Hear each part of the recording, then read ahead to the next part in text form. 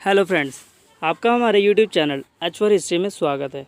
जैसा कि आप जानते हैं कि हमारे चैनल पर मिडिवल हिस्ट्री की सीरीज़ स्टार्ट हो चुकी है और इसके साथ ही हमारे एशियन की सीरीज़ और हिस्टोरियोग्राफिक की सीरीज़ हमारे चैनल पर उपलब्ध है, जो कि आप प्लेलिस्ट में जाकर देख सकते हैं।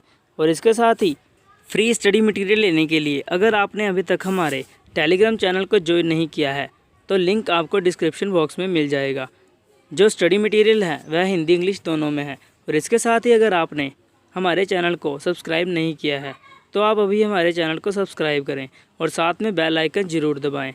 कुछ साथी सोचते हैं कि सब्सक्राइब करने के पैसे लगते हैं। हम उन्हें बता दें कि सब्सक्राइब करना बिल्कुल फ्री होता है। हमारे चैनल को भी सब्सक्राइब करें और अपनी जो तैयारी है एग्ज़ाम के लिए उसको मजबूत करें। ज़्यादा समय ना लेते हुए चलिए आज की वीडियो स्टार्ट करते हैं।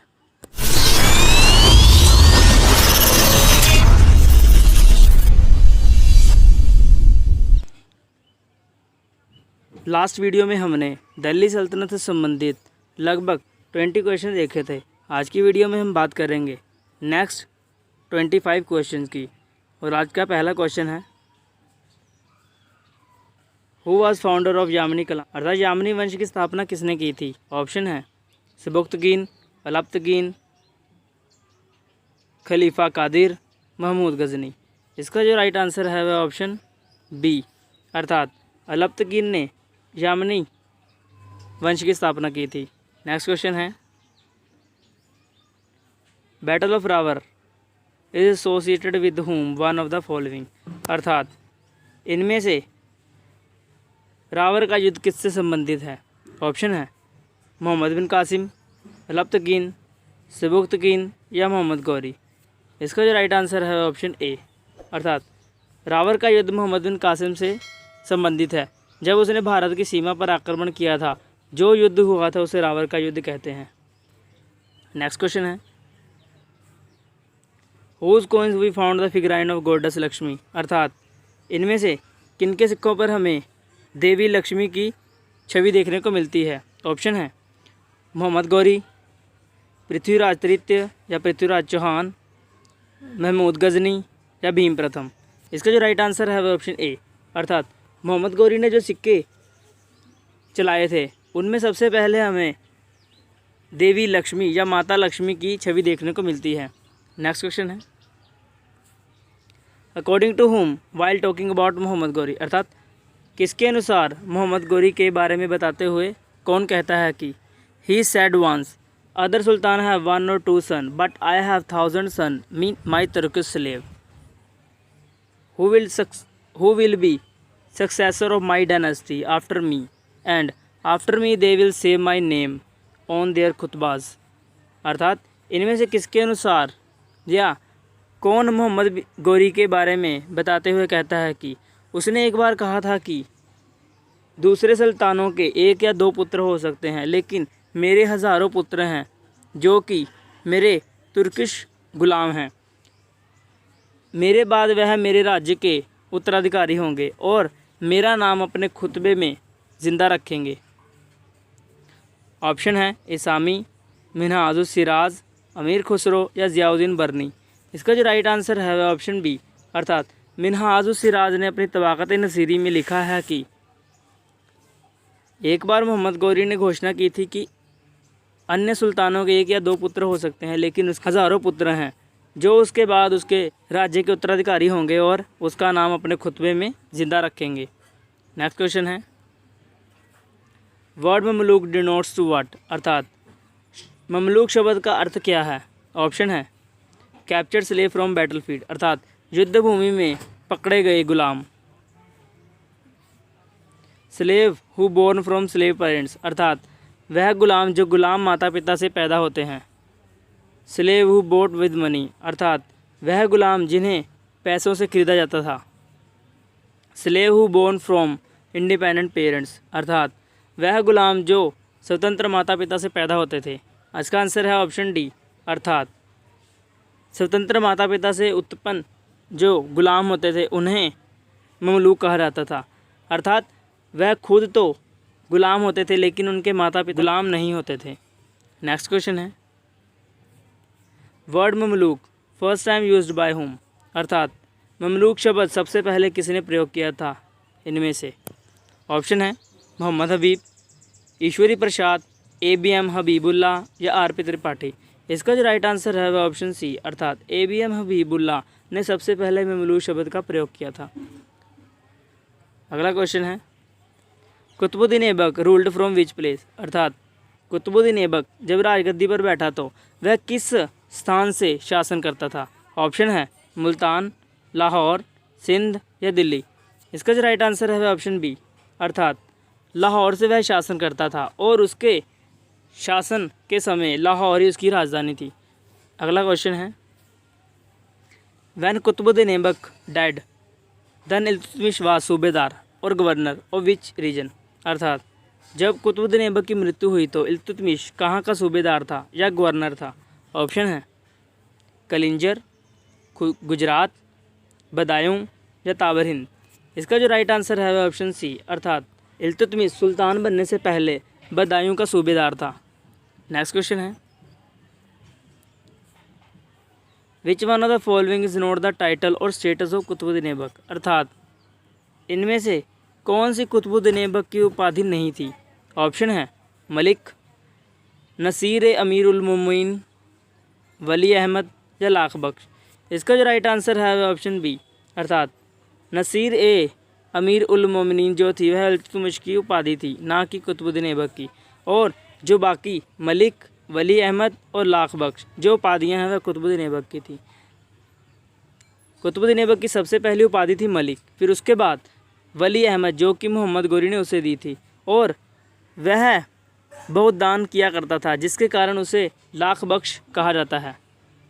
नेक्स्ट क्वेश्चन है in 1221 AD Jalaluddin Mangbarni run toward Delhi because of Genghis Khan but Iltutmish stopped him near Sindh and refused to help him because he did not want that Mongol attack on India. Jalaluddin Mangbarni was ruler of which region, अर्थात 1221 में जलालुद्दीन माकबरनी दिल्ली की ओर भागा क्योंकि उसके पीछे चंगेज़ खां मंगोलों ने हमला कर दिया था और उसका पीछा करते करते सिंध तक आ पहुँचे थे। लेकिन इल्तुतमिश ने उसे सिंध पर ही रोक दिया और सहायता करने से मना कर दिया क्योंकि इल्तुतमिश चाहता था कि मंगोल भारत पर आक्रमण ना करें। जलालुद्दीन माकबरनी कहाँ का शासक था? ऑप्शन है सिस्तान, ख्वारिज़म, मुल्तान या गौर।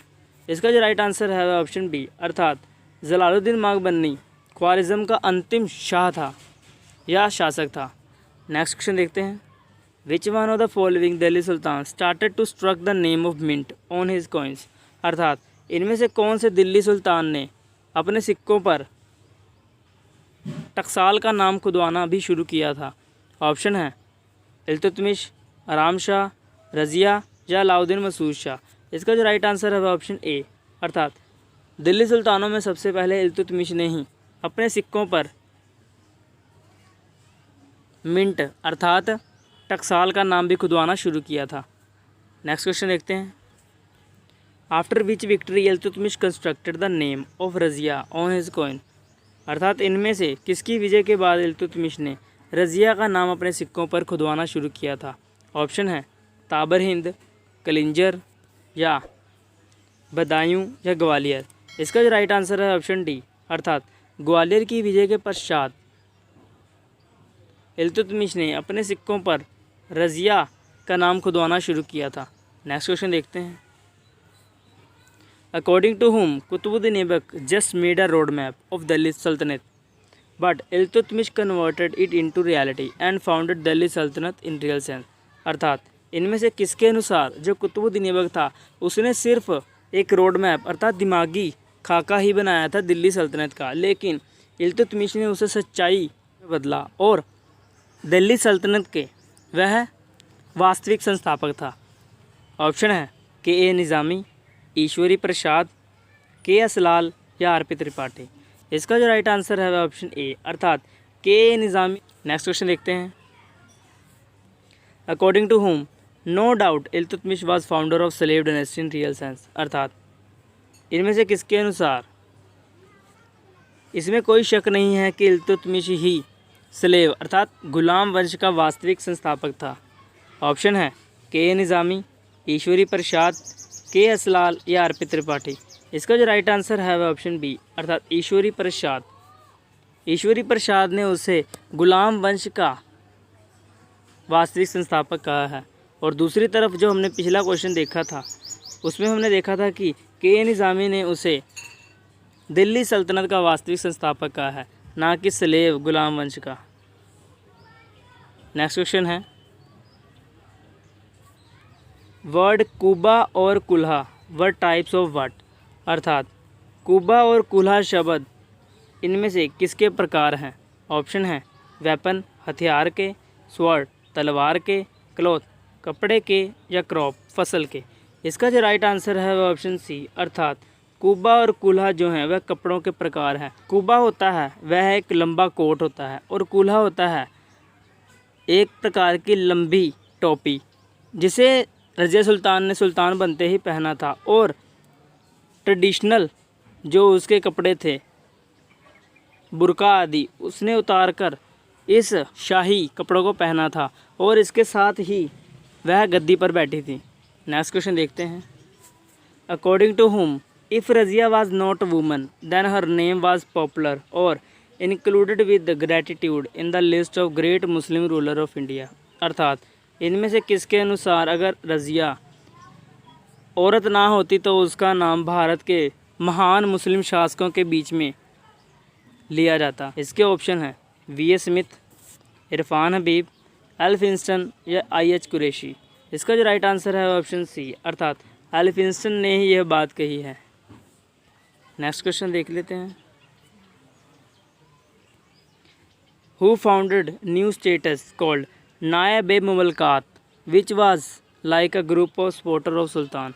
अर्थात इनमें से किसने एक नए पद अर्थात नायब ए मुमलकात की स्थापना की थी जो कि सुल्तान के पक्ष में होते थे और उसे संरक्षण प्रदान करते थे। ऑप्शन है राम शाह, मुइज़ुद्दीन बहराम शाह, नसीरुद्दीन महमूद या अलाउद्दीन मसूद शाह। इसका जो राइट आंसर है वह ऑप्शन बी मुइज़ुद्दीन बहराम शाह। यहाँ पर टाइपिंग मिस्टेक है, आप सही कर लें। Option B Muizuddin Bahram Shah. और यह पद सबसे पहले एतकीन को दिया गया था जो कि रज़िया सुल्तान के खिलाफ लड़ने वाले एक ग्रुप का मुख्य अधिकारी था। नेक्स्ट क्वेश्चन है, which one of the following Delhi sultan used to copy the Quran in his her free time. अर्थात इनमें से कौन सा दिल्ली का सुल्तान अपने खाली समय में कुरान की नकल किया करता था। ऑप्शन है रज़िया, बहराम शाह, नसीरुद्दीन महमूद या अलाउद्दीन मसूद शाह। इसका जो राइट आंसर है वह ऑप्शन सी अर्थात नसीरुद्दीन महमूद, जो कि अपनी धर्मप्रिय नृत्य के लिए जाना जाता था। वह बहुत ही धार्मिक स्वभाव का आदमी था और मिन्हाजुल सिराज ने अपनी किताब तबाक़त नसीरी नसीरुद्दीन महमूद को ही अर्पित की है। नेक्स्ट क्वेश्चन देखते हैं, in which year Nasiruddin Mahmud give name Ulugh Khan to Balban and also give the responsibility of whole army by making him Naib Mamlakat. अर्थात किस वर्ष नसीरुद्दीन महमूद ने बलबन को उलूग खान की उपाधि दी थी और सारी सेना का मुखिया बनाते हुए सारी सेना का कार्यभार सौंपते हुए उसे नायब मुमलकात की भी उपाधि दी थी। ऑप्शन है 1245 AD में, 1249 AD में, 1250 AD में या 1260 AD में। इसका जो राइट आंसर है वह ऑप्शन बी अर्थात 1249 में नसीरुद्दीन महमूद ने बलबन को उलूग खान तथा नायब मुमलकात उपाधि दी थी। नेक्स्ट क्वेश्चन देखते हैं, हु एस्टैब्लिश्ड 2 कॉलेजेस म्यूजिया और Nigeria with funding of state. अर्थात राज्य की ओर से म्यूजिया और नाइजीरिया नामक 2 कॉलेजेस की स्थापना की गई थी। इनमें से किसने इन दोनों की स्थापना की थी।